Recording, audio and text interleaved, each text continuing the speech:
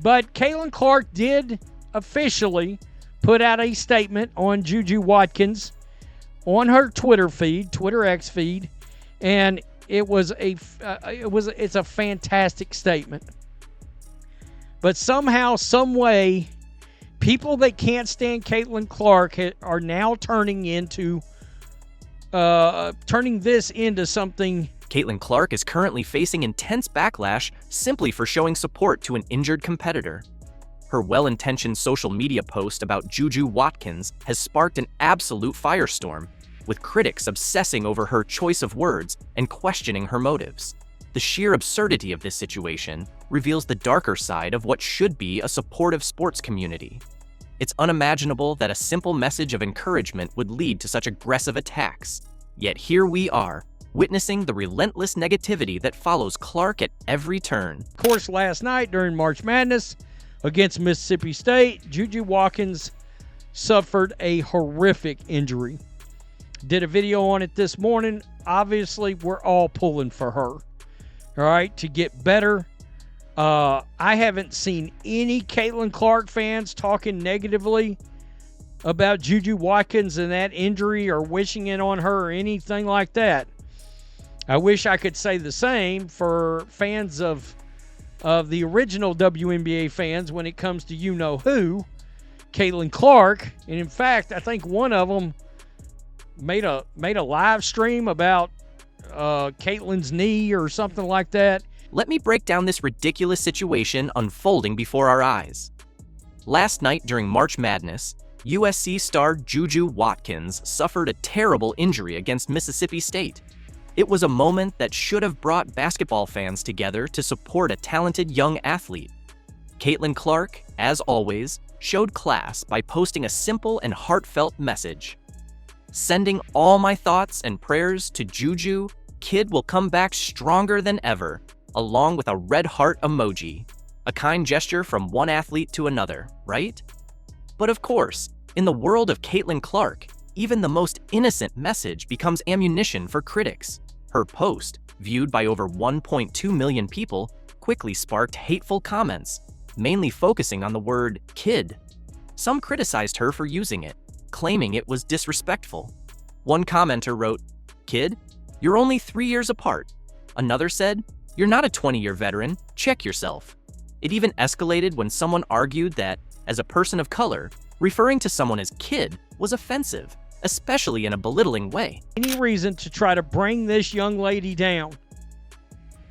I guess they're jealous. I don't know what it is. Well, yeah, I do. All right. For a lot of them, it's her skin color and her sexual preference. I hate to say that. That is part of this. Let that sink in for a moment. Caitlan Clark offers support to an injured player, and somehow it gets twisted into accusations of disrespect, condescension, and even racial undertones. It's utterly baffling. These critics are actively looking for reasons to be offended, creating controversy where there is none. One thing I'm going to tell you about the old WNBA fans or the new WNBA fans that are activists that have joined for the culture war, because there's two separate factions. There's the old ones that, been around and just laboring and nothing was ever popping until Caitlan came along. It's telling how quickly some commenters injected race into this non-issue. One person said, "I think JuJu will have a problem with you calling her kid," with no evidence that Watkins was offended. These critics are creating imaginary conflicts to push their own agenda. The timing of these attacks is especially despicable. While Watkins is recovering from a serious injury, these so-called fans are using the situation to attack Clark. It's exploitative and shows a lack of respect for Watkins as well. Let's be clear, the word kid is commonly used in sports as a term of endearment, not disrespect. Coaches, teammates, and competitors of all ages and races use it. There's nothing condescending about it, particularly in this context, where Clark was offering support, not lecturing Watkins. What's happening here is typical of what Clark has faced since rising to national prominence. Every word, every gesture, every expression is scrutinized and misinterpreted by those eager to tear her down. The mental gymnastics it takes to twist a supportive message into an offense is remarkable. Some of this hatred clearly stems from factors beyond basketball, Clark's skin color and sexual preference, as some critics have pointed out. While blunt, there's truth to this. Clark represents something uncomfortable for certain segments of the WNBA fanbase, and they're looking for any excuse to vilify her. This pattern isn't new. From the moment Clark began breaking records, a vocal minority has been offended by her success. Ironically, if Watkins had used kid in a supportive message to Clark, these critics wouldn't have batted an eye. Their outrage is selective and fueled by their pre-existing dislike of Clark. The double standard is impossible to ignore. Clark is held to an impossibly high standard, where even her most benign, supportive statements are twisted into something sinister. Meanwhile, incidents of unsportsmanlike conduct directed at her, like the cheap shots and unnecessary roughness she faced last season, were either ignored or defended as part of the game by many of the same people now upset by the word kid. The hypocrisy is staggering. This situation distracts from what should be the focus: Watkins' injury and recovery. Instead of supporting a talented athlete facing adversity, these critics hijack the narrative to fuel their anti-Clark agenda. It's disrespectful to both Clark and Watkins. Importantly, there's no indication that Watkins took offense to Clark's message. These critics aren't defending Watkins. They're using her injury to continue their campaign against Clark. This is exploitation, not advocacy. Clark can't win in this toxic environment. If she hadn't said anything, critics would have accused her of being insensitive. When she does offer support, they dissect her words, looking for any potential offense. The scrutiny she faces is unprecedented. Every post, every expression is analyzed and often deliberately misinterpreted. Imagine the mental toll of knowing that even your kindest gestures will be twisted against you. No athlete should have to bear that burden. What's happening to Clark isn't just unfair to her, it's damaging to women's basketball. The WNBA is growing, with record viewership and attendance, largely thanks to Clark's popularity. Yet some established fans seem resentful of this attention, creating a hostile environment. Think about the message this sends to new fans discovering women's basketball through Clark. They tune in excited about a new star, only to see the vicious attacks and manufactured controversies surrounding her. How many potential lifelong fans are being driven away by this toxic atmosphere? Please welcome to the show, Caitlan Clark. Caitlan, did you ever What's think up, you'd guys? be back? Cheers. Excited to be Cheers. back. Don't worry. I got this nice throwback Gatorade can. Well played. Caitlan Clark just surprised everyone in a way no one expected, doing it live on Zoom during an unfiltered interview with WNBA icons Sue Bird and Diana Taurasi. From the moment she appeared on screen, it was obvious this wouldn't be your usual heartwarming segment. It was unvarnished, authentic, and gave a behind-the-scenes look at everything from her transition to the WNBA, to locker room gossip, to the intense rivalries in those tough college games. And, of course, it all came with Caitlan's trademark wit and charisma. Product placement. There we Will, go. our show loves it. Our show loves it. So, what exactly did Caitlan Clark spill, and why is the basketball world buzzing? Stick around, because Caitlan didn't hold back on a lot of juicy details. Everything from Paige Beckers to Diana Taurasi, and even calling out the unfounded rumors Cheryl Swoops has been spreading about the team. Ready for it? Let's dive in. It was the moment that shook the internet. 1 year ago, Diana Taurasi stared into the camera and delivered a now iconic warning to Caitlan Clark. Reality is coming. Remember that? What will the league have in store for them when they get there? Look, SVP, reality is coming. Okay. There's levels to this thing, and that's just life. We all went through it. Of course. And you see it on the NBA side, and you're going to see it on this side, where, you look superhuman playing against 18-year-olds, but you're going to come with some grown women that have been playing professional basketball for a long time. Fast forward to this year, and let's just say Diana's words didn't quite hold up. Caitlan's response? A sly smirk, a slight nod, and a confident smile. The vibe was electric, sharp, playful, and full of wit. But don't be fooled, it was also a statement. Congrats on your retirement, D. Thank you. And congrats. Now, unfortunately, Well, reality thanks. is coming to me now. What's your big plans? in early. What are you gonna do? You know, I keep telling Sue I thought I was going to have all this time to do all these things. I'm more busy now. So if I give you any advice, play as long as possible.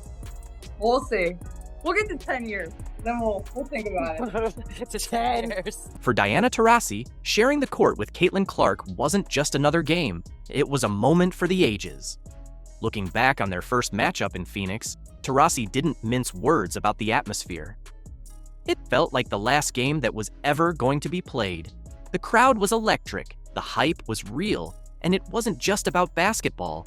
It was about seeing a torch being passed right before our eyes, she shared.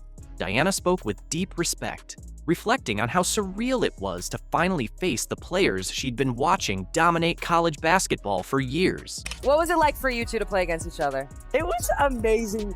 You know, I've been following Caitlan for so long and been watching her college career just in awe. And to be on the court and, you know, the first game was in Phoenix and it felt like the last game that was ever going to be played. There was such anticipation. The crowd was going crazy. All the people that came out to see Caitlan and you know, our teams play against each other. It really was an amazing moment. And you talked about how, you know, if you could play against anyone that is this new generation. So I got to cross paths with Caitlan, at least for a couple games. And to me, that meant a lot, you know? Caitlan's perspective, just as classy, but with her signature edge. She remembered that Phoenix game too. Except for her, it was personal. We were down by like 10 or 15 and came all the way back to win, she recalled, pride clear in her voice. That comeback wasn't just another line on the scoreboard, it was a defining moment for her and her team. Battling against a legend like Taurasi and coming out victorious? That's the kind of experience that builds confidence, and Caitlan made sure everyone knew it. And what it was like to play against D. Well, I was saying, like, that game in Phoenix, because we only played in Phoenix one time. And it was before Olympic break. Obviously, we had All-Star there too, but it was a great game. Honestly, I'm pretty sure we were down like 10 or 15 and came all the way back and won. That was like our first like win versus a team that was above 500. So thank you. I appreciate that. Beneath all the fierce competition, there was a deep mutual respect. The moment transcended being just another game. It became a clash of eras, unfolding right before our eyes. While Caitlan and Diana might be at different points in their careers, the impact they're both having, that's something that will last forever. As they laughed and joked about the experience, it was clear. This wasn't just playful banter, it was basketball's past and future coming together in perfect harmony. Caitlan, how excited are you for this next WNBA season? New head coach and Stephanie White. You added Natasha Howard, who Sue knows really well, DeWanna Bonner, which I know really well, Sophie Cunningham. I mean, it seems like, you know, from the outside, this roster's ready to compete now, which is easy for us to say. We know there's a process to get there, but like when you see that and you see those names come in, what does that make you feel like? Caitlan Clark is heading into the new WNBA season with more than just momentum. She's bringing the heat. When talking about her revamped roster, her excitement was impossible to miss. With new head coach Stephanie White, seasoned veterans like Natasha Howard and DeWanna Bonner, sharpshooters like Sophie Cunningham, and defensive powerhouses like Sydney Colson and Brianna Turner, Caitlan knows the talent on her team. But she's also aware of the challenges ahead. With 7 new players and a tight timeline to build chemistry, Caitlan's already in full figure-it-out mode, and she's ready to tackle it head-on. Oh, well, I mean, obviously on paper we have a really good team, but, you know, you only have, we start training camp, I think, on the 27th, and then, like, we have a back-to-back of preseason games on May 3rd and May 4th. So it's like, you have a very short amount of time to put that together, and 7 new pieces, and whether we carry 11 or 12, like, more than half of our roster, like, that's, you know, that's a hard thing within itself, but we should be pretty good. And like, I'm excited about it. I think what we needed was, you know, we added a lot more experience. Like in the playoffs, we just didn't have that. We were a young group. And it's not just her mental game that's been getting stronger, her physical game has leveled up too. When asked about that viral off-season photo where her arms looked noticeably more defined, Caitlan couldn't help but laugh.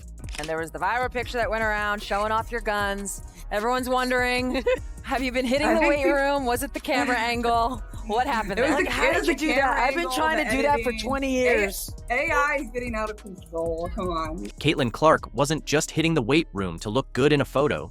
She was preparing to become an even more dominant force on the court. Every hour spent in the gym was about strengthening her body to match her fierce mentality. It wasn't just about bulking up. It was about becoming more powerful, more relentless, and untouchable when the game was on the line. But Caitlan didn't stop at physical strength. She refined her entire skill set. She focused on adding a floater to her arsenal, powering through contact at the rim, and mastering the mid-range game. This wasn't casual training. It was a deliberate plan to evolve into an unguardable offensive weapon. Caitlan isn't just preparing to keep up with the competition, she's training to take over. Every move, every shot, was with the intention of dominating in ways we've never seen before. I'm here with my dog, my teammate. I'm super hyped to have my girl here. Two-time WNBA All-Star, Kelsey Mitchell. What's good with it? What's up, gang? 7 seasons, 4 head coaches, and a playoff drought that felt unending. Kelsey Mitchell's tenure with the Indiana Fever has been a roller coaster of obstacles and breakthroughs. But the 2024 season completely transformed her story. Tell them a little bit about yourself. Oh, me, I'm a Midwestern girl, born and raised in Cincinnati, Ohio, 513 kid. It's kind of tough to come out of where I come from because it's so small, and so you get what you get. It's kind of a dense city. It's not as like a Miami or like Atlanta, so you kind of get what you get. And so I grew up hooping through my family. I come from a family dynamic of just sports. My dad was he went to school to play football. So he met my mom at Eastern Kentucky. Okay. And that's how I was brought into this world. In an unfiltered conversation with teammate Erica Wheeler that's sending shockwaves through the basketball community, Mitchell bears it all about the wild ride of her career and the catalyst behind the Fever's revitalization. She dives into everything, from the heartbreak of last season's struggles to the euphoria of becoming a WNBA All-Star, and even her candid opinions on Caitlan Clark and the fans. Kelsey leaves nothing unsaid, ready to see how one player's arrival reshaped not only a team's destiny, but also completely transformed Mitchell's view of the game. Let's dive in. Basketball was just always a safe haven. I kind of took it from there, just, utilized what I knew about it. And that's how I knew what my lifestyle was, just through hoop. I had friends through hoop. I just, you kind of gain a lifestyle, and the rest was kind of history. Yeah, I look back at it now, I went from Cincinnati and I went up the street to Columbus, to Ohio State University, and I was always a homebody, but I knew I wanted to get out of Cincinnati. That was clear. And once I became a Buckeye, I kind of chose being a Buckeye. Picture this. You're Kelsey Mitchell, the 2nd overall pick in the 2018 WNBA draft. You're set to ignite the league and drive your team to greatness. Yet instead of basking in championship parades, you endure a relentless string of losses. For years, that was the harsh reality for Kelsey with the Indiana Fever. You and E both been here for a number of years, right? Yeah. Y'all done been through the tough years. Well, you really got to grind it out. Tough season. What, you had 7 years here? All 7. All 7. You ain't never been to another team. Girl. 7 years and how many years? So I was here from 2015 to. She was my bet.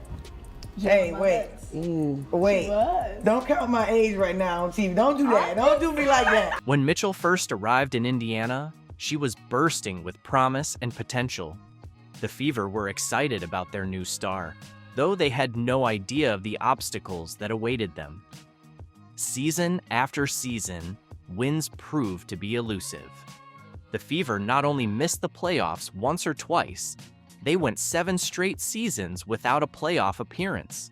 In one particularly rough season, they managed a mere 5 victories. Can you imagine the weight of that disappointment?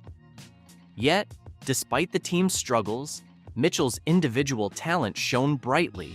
She wasn't just good, she was consistently exceptional.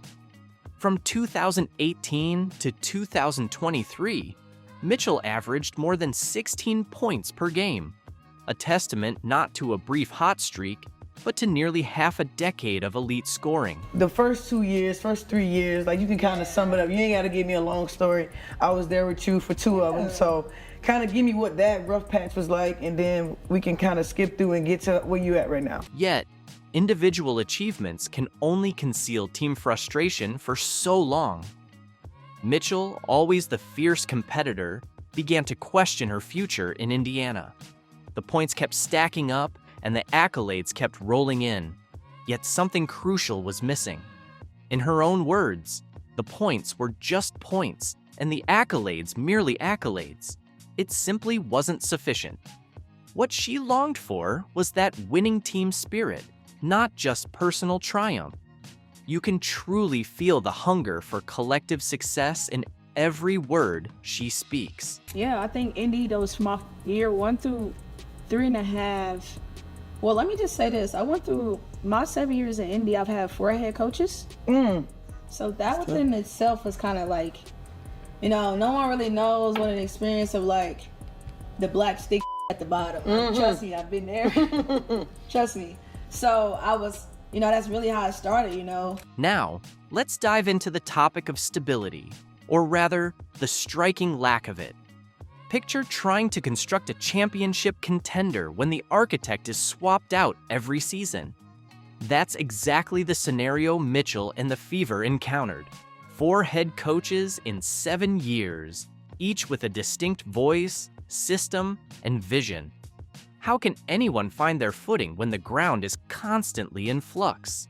When y'all left, it was still a rebuild stage. So different coaches got hired. And I think that at that point, we was trying to figure out whether I was keep swimming or if I would sink individually. And I'll be honest, I didn't know what would happen in my career. I didn't know how it would turn out because the points were the points, the accolades were the accolades, but it wasn't enough. That team winning. Team, not individual, team. And anybody that wanted to compete and be a winner, you know, it's about team. It's about team. But here's where Kelsey Mitchell's true character emerges. While many might have asked for a trade or let their effort falter, Mitchell did not waver. Her work ethic became the stuff of legend within the organization. She was often the first to arrive at the gym and the last to leave. Day in and day out, loss after loss, she kept pushing, striving, and believing. With every defeat, her determination only grew stronger. She made a career-defining choice: to be part of the solution. It's one thing to stick around when everything's going well, but Mitchell's unwavering loyalty through the toughest years is truly rare. It's unfortunate, and I just think the hand I was dealt was like, you know, I trusted in the organization in different ways, from like the management and the people that they brought in, and so I just kind of like trusted the wave, and so I look back on trusting that wave now, and now you know, I'm here. I don't know what. You really started over 4 times though. I did. Like you, every time you get a new coach, you kind of really start over because you got to build that relationship with that coach. Although the coach know who you are, they know what the players they have in the locker room. It's a different ball game for sure. I was in survival mode when I put my back against the wall, and so what everybody see now is just I've always been a fighter. You know, I've always kind of had to compete and find a different way to, you know. And in 2023. That steadfast dedication finally paid off. After years of individual excellence overshadowed by team struggles, Kelsey Mitchell received the validation she so richly deserved. For the first time in her career, she was selected as an all-star, a moment of triumph that recognized not only her remarkable skills on the court, but also her relentless perseverance through adversity. Mitchell's journey is a powerful testament to the rewards of resilience and loyalty, proving that even amidst constant challenges, staying true to your mission can lead to ultimate success. Like a lot more odds. Like for real. I feel like I'm like in a little bit of a dream, but it's just super dope, super cool. I don't know if I ever seen myself on like this many billboards and pictures, so this is really good. Oh, now it's really real, huh? This is dope. Okay. I gotta get used to 2.5. This is my first time. Something unexpected went down in Indiana, and it's shaking the WNBA to its core. No big press conferences, no spotlight, no orchestrated moments. just a quiet entrance that has the league scrambling to figure out what's next. On the court, Bonner bangs him home. Bonner, the logo 3 at the shot clock. Mounting in this game. Bonner makes her career best. Bonner hits the 3. Bonner launches over Savali, got the 3. DeWanna Bonner, two-time WNBA champion, future Hall of Famer, and one of the most respected vets in the game, made her way into Indiana without a hint of drama. No waiting around. And where did she go first? Right to the gym. Her work ethic is impeccable. She is exactly the type of player that the Indiana Fever needed. Similar to what DB said about the competitive fire you all had, the moment you had in the playoffs last year, all those things. How do you think your competitive fire can mesh with hers? Yeah, I mean, that's exactly what you want. You want your teammates to be just as competitive as you are. So I think training camp's going to be really fun. That's when you're competing live. You know, you're getting after things. Coaches are figuring out what lineups work, what lineups don't. So I think it's more so like the drive of pushing your teammates to get better. And I think that's exactly what she speaks to when she talks about her leadership. Like, that's going to push all of us to get better when you can see a vet like that come in here and want to get better every single day still. And, you know, you're 12 plus whatever they are in their career. That's inspiring. That motivates you to want to be better too, but just exciting. But waiting for her wasn't a coach, an agent, or a front office exec. It was no other than Caitlan Clark. Clearly the main reason DeWanna joined the team, so she was excited to see her. Thank you very much. That's what 6'5" would do for you. Pick up, rebound, Finlay.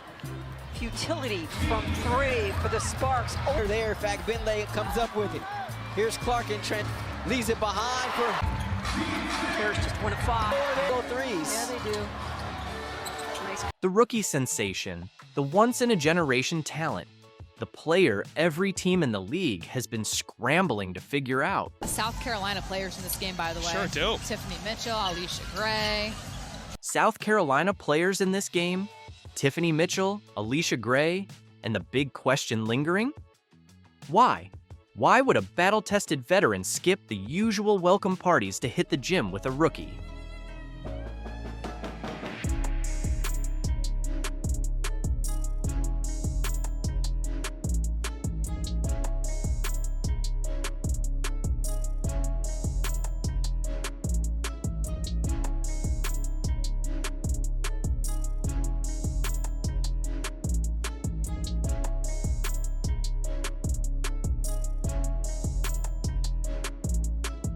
This wasn't just a workout.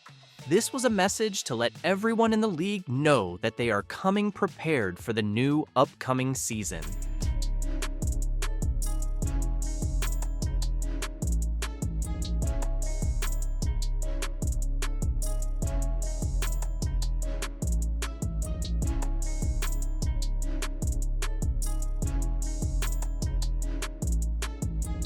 And if you think this is just another off-season move, brace yourself for a rude awakening. The Indiana Fever has something big planned up their sleeve. The WNBA is on the verge of a major shift, and the Indiana Fever is right in the middle of it.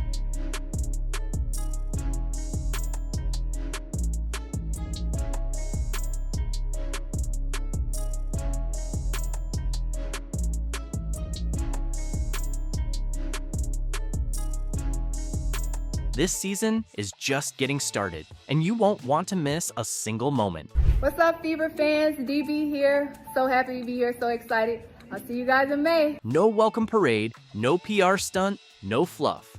DeWanna Bonner didn't come to Indiana for the media circus. She came for one thing: business. A two-time WNBA champion, a future Hall of Famer, and one of the game's most respected veterans. But instead of basking in the spotlight or making a dramatic entrance, she went straight to the gym. I'm just happy that I can still be a part of it. I'm happy that I'm still wanted, you know, in different organizations and have the free agency that I had. And I'm coming to probably one of the best fan bases in the world right now, so I'm pretty honored to. No cameras, no distractions, just pure focus. That's not a casual arrival. That's a message.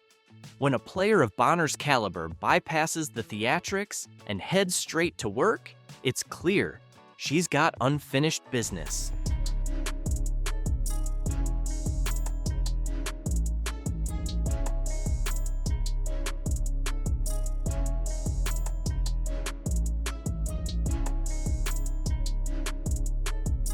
And here's where it gets even more interesting.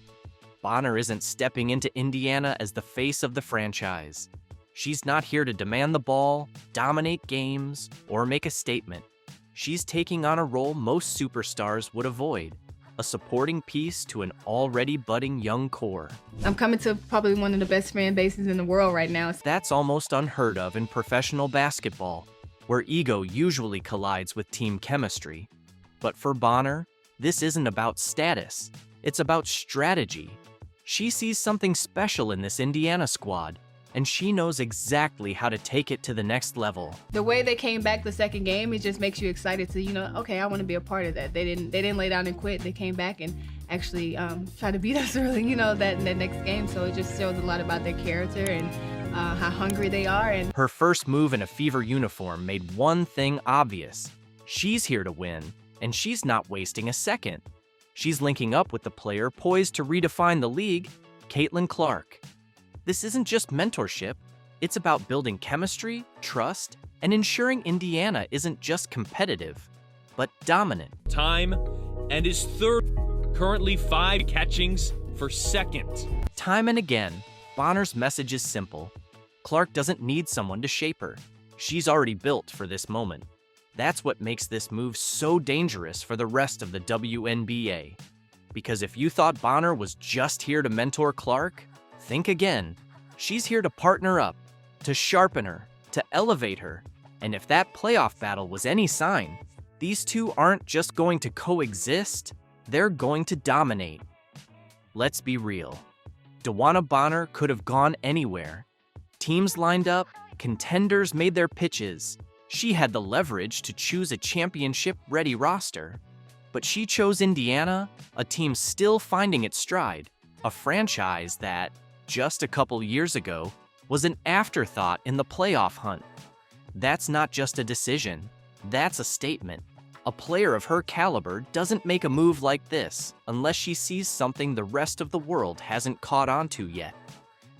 I feel like I'm getting hammered. Last season, Caitlan Clark faced cheap shots, constant hacking, and defenders who thought they could muscle their way into shutting her down. Well, guess what? That chapter is officially closed. The Indiana Fever have loaded up with not 1, not 2, but 3 enforcers who won't stand for any of that nonsense anymore. So the Indiana Fever have got their enforcer. They have got their enforcer for Caitlan Clark. And I'm not gonna lie, when it comes to Caitlan Clark and their enforcer, last year everyone was talking about them needing an enforcer. Enter Howard, Cunningham, and Bonner, veterans with attitude. If critics think they can bully Clark, they'll have to get past them first. The closest thing they had was Erica Wheeler. That was the closest thing they had for someone to defend Caitlan Clark was Erica freaking Wheeler. Maybe Tammy, but Caitlan Clark was getting hit a lot. She was getting hit a lot early and they needed their Charles Oakley. This move isn't just about talent, it's a statement. The Fever aren't here to compete. They're here to dominate. With these new additions, they've built a squad that plays fast, tough, and, most importantly, protects Clark. Her bullies on notice? So how will these 3 transform the Fever into a WNBA powerhouse? Sometimes you need one of those players on your team. You need one of those enforcers. Every good player, by the way. Every good player, every good team that is a super duper star. Most of the time have enforcer type players. Picture this. Caitlan Clark, the WNBA's most electrifying rookie, steps onto the court for her debut. Fans are buzzing, expecting a show. Instead, hard fouls, excessive contact, and physicality that seemed aimed at taking her down. What's going on here? That's all I see. They try so long to get respect for women's basketball, and then they treat it like a junior high school girl's locker room. Junior high school girl antics on the court. Clark wasn't just a rookie. She was targeted, with 17% of all flagrant fouls last season against her, proving defenders weren't just playing defense, they were trying to take her down. Now, what little girl wants to grow up and play in a league where you're targeted like that? How do you sit here and profess and demand that everyone take women's sports seriously when you can't even take it seriously enough to not act like a junior high queen on the court? It looks like a soap opera. And leading the charge? The Chicago Sky. A shocking 80% of those flagrant fouls came from one team. That's no coincidence. It's a statement. They weren't just defending, they were sending a message. Was it intimidation, frustration, or just a desperate attempt to slow a rising star? Whatever the reason, Clark's presence clearly made them uncomfortable. Clark drives, Reese floors her, silence. Was it too much? Commentators wondered, but Clark shook it off and kept playing. I think we went up really strong a lot of times and we didn't get a lot of calls. And going back and looking at the film, I've seen a lot of calls that weren't made. I guess some people got a special whistle. That's what makes Clark special, her composure. After a cheap shot from Kennedy Carter, she simply said, "That's not a basketball play, but gotta play through it." No complaints, no retaliation, just pure mental toughness. And Clark. I mean, that's clearly a foul, which was called. The question is, will they call it unnecessary? Kennedy Carter. Clark proved she could take the hits, but the Fever knew she needed protection. So they made moves, big ones. With some serious enforcers now on the roster, no one's bullying Clark anymore. Who are they? And how will they change the Fever's dynamic? The signing of Natasha Howard represents a massive step forward for the Indiana Fever and their quest for a championship. In Howard, the Fever gain a three-time WNBA champion, a Defensive Player of the Year, an All-Star, and a veteran with more than 300 games played. Natasha Howard isn't just an addition, she's the enforcer the Fever needed. From day one, the message was clear. Clark's no longer an easy target. A three-time champ, former Defensive Player of the Year, Howard's toughness will end the days of Clark getting bullied. But all of that, and we haven't yet touched upon what Howard does best: defend. Howard was named Defensive Player of the Year in 2019 and has finished in the top 10 of the Defensive Player of the Year voting 3 times in her career. Howard has averaged at least 1 block and 1 steal per game in each of her last 7 seasons. And that versatility is really what makes her a weapon on defense. Last season, Clark faced nonstop physicality, but now defenders will think twice. Howard alone shifts the power dynamic. She commands respect next to Clark, and with her elite stats, 17.6 points, 6.7 rebounds, and a 3-point threat, she'll create more space for Clark, Mitchell, and Boston. Last season, with a minimum of 25 games played, Natasha Howard was one of just 13 players to average 18 points per game. She was one of 16 players to average 7 rebounds per game. And the list of players to average both 18 and 7 last year, short and elite. Asia Wilson, Breanna Stewart, Nafisa Collier, Brittany Griner, and yes, Natasha Howard. Howard's defense is where she truly dominates. A former Defensive Player of the Year, she's a nightmare in the paint. But that wingspan and 6'2" height allows her to be disruptive defensively around the rim on opposing bigs too. In fact, Howard will enter the 2025 season 25th all-time in blocks in WNBA history. Howard's ready to elevate Clark in the Fever, bringing her experience and toughness to help them dominate, not just fight back. Caitlan Clark was getting hit a lot. She was getting hit a lot early and they needed their Charles Oakley. You've got that in Sophie Cunningham. Sophie Cunningham is heading to Indiana, making the WNBA even more exciting. If Clark needed someone to keep the bullies in check and hit threes, she's got her. There are so many videos of Sophie Cunningham just starting brawls. Some might ask, Cunningham? Wasn't she bringing Clark to Phoenix? Clark had other plans, ensuring Cunningham joined her in Indiana. Sophie Cunningham, in general, is just wild. Wild is the best word I can use to describe Sophie Cunningham.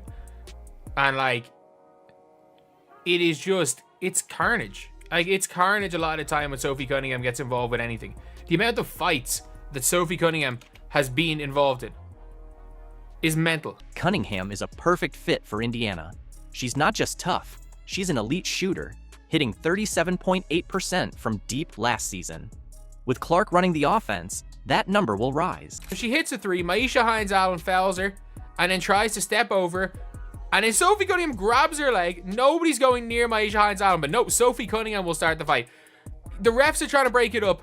None of the Mercury players are gonna go near Maisha Hines-Allen. They're scared. She's scared of bejesus out of them. Maisha Hines-Allen is one of the toughest players in this league. Sophie Cunningham going head to head straight with her. Cunningham brings more than shooting. She's got an edge. She plays through contact, talks trash, and backs it up. Plus, she's a Taekwondo black belt. Like Sophie Cunningham, there are so many things where it's like part of it her fault, part of it not her fault, but she will not back down. She will not back down under any circumstances from anything. And that is what the Indiana Fever need. If somebody hits Caitlan Clark, if somebody does what Victoria Vivians did to Caitlan Clark, it's not going to be Caitlan Clark that's getting involved to be teed up. Sophie Cunningham's in there. You take the technical foul.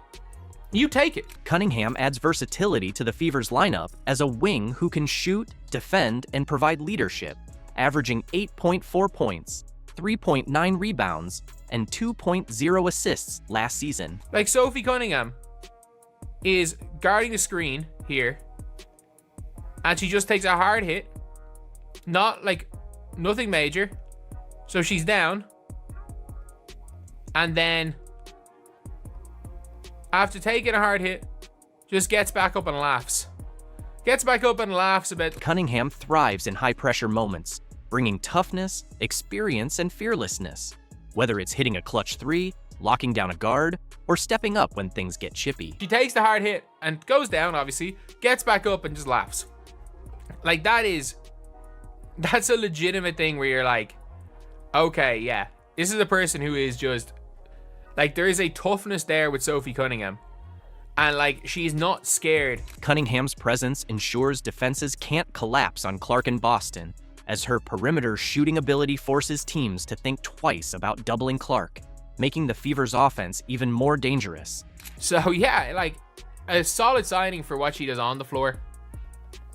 But, like, be protecting Caitlan Clark type thing. The big question is how Cunningham's aggressive style will mesh with Clark's finesse.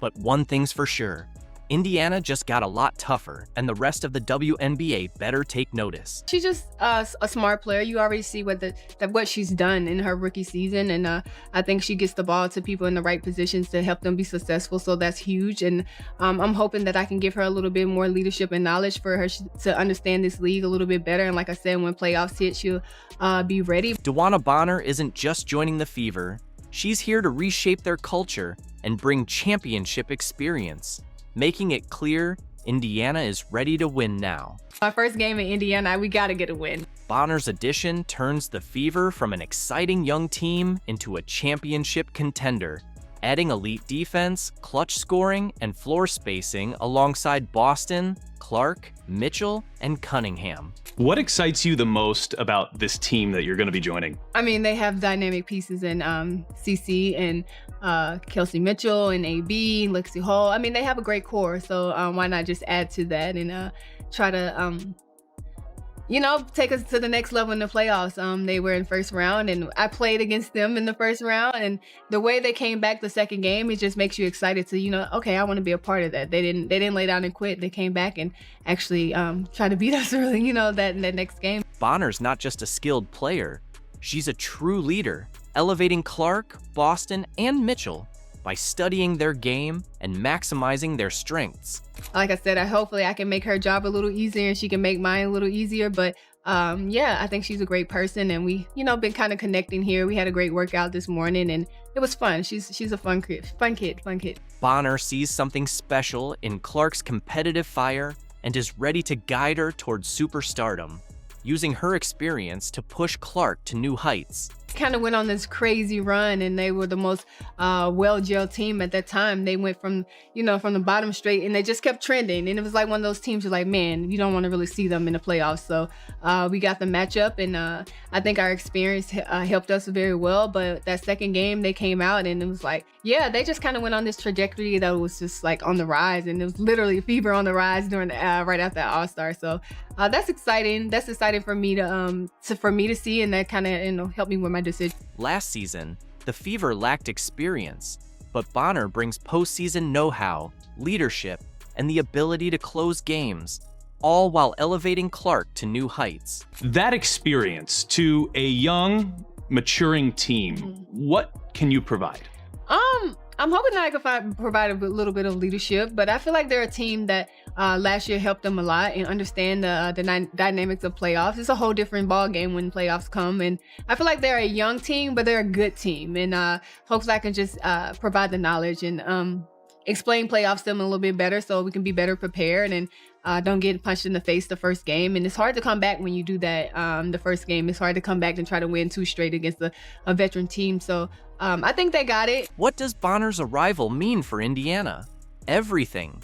Her playoff experience and championship mindset are the missing pieces for a team on the rise. This isn't just a veteran signing. It's a statement that the Fever are done waiting. The future is now. With Bonner, Clark, Boston, and Mitchell, this team isn't just fun to watch, it's a contender. Are you ready for the Indiana Fever show? It's coming fast.